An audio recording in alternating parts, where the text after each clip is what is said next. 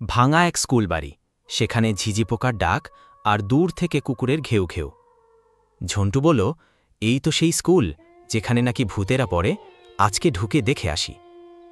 মিনা বলল, তুই পাগল নাকি? এটা যদি সত্যি হয়?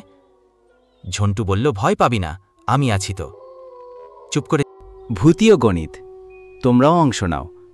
ভূত মামা বললেন, প্রশ্ন শোনো, একটা ভূত আর একটা ভূত, তাহলে কি হয়? ঝন্টু উত্তর দিল, দুটা ভূত। মাস্টার ঘোষ্ট বললেন, না বোকা, উত্তর হচ্ছে একটা ভুতুড়ে পার্টি। সব ভূতের দল হেসে উঠল।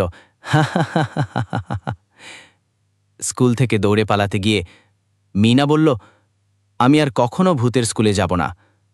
ঝন্টু বলল, ভূতরা মজার, কিন্তু এদের রসিকতা খুব ভয়ঙ্কর।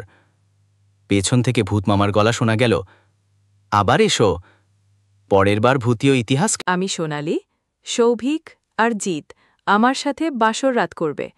এইটা নিয়ে পার্ট 2 ভিডিও আজ সন্ধ্যাবেলায় আসবে। তোমরা সাবস্ক্রাইব করে কমেন্ট করো।